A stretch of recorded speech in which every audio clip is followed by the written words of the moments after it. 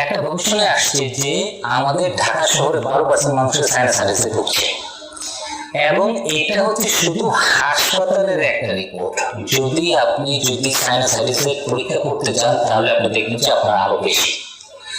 মানে কি পরিমাণ মানুষের সাইনাসাইটিসের সমস্যায় আমরা ভুগছি সেটা আপনি আপনার হাসপাতালে গেলে বুঝতে পারবেন।